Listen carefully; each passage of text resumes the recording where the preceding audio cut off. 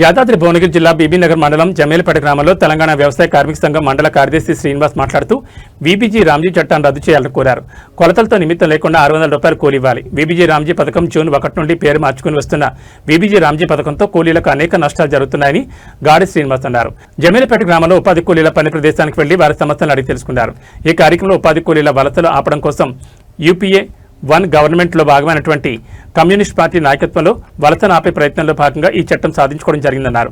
కేంద్ర ప్రభుత్వం కూలీల మీద కక్ష కట్టి పేరు మార్చడమే కాదు, చట్టంలో అనేక లొసుగులు పెట్టి రాబోయే కాలంలో కూలీలకు కూలీ లేకుండా చేయడం కోసమే జరుగుతుందని అన్నారు. బడ్జెట్లో కేటాయించిన డబ్బులు వేరే ఇతర పనులకు ఉపయోగించుకోవచ్చని, వీటిపై సర్పంచులకే అధికారం ఉంటుందని అన్నారు. ఇదే కనుక జరిగితే ఒక్కరోజు కూడా కూలీ దొరకడం కష్టమని అన్నారు.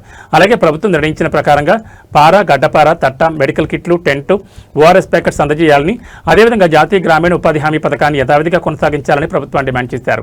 ఈ కార్యక్రమంలో వ్యవసాయ కార్మిక సంఘం మాజీ జిల్లా కమిటీ సభ్యులు బండారు శ్రీరాములు, నాయకులు రేసు రామచంద్రరెడ్డి, చిన్నాల లలిత, మిరపకాయల మంగమ్మ, చిన్నాల రజిత, వంగూరి పోచమ్మ, వరికంటి గంగమ్మ, చిన్నాల జానమ్మ, పత్తి అంజమ్మ, కుక్కొట్ల ఎల్లమ్మ తదితరులు పాల్గొన్నారు.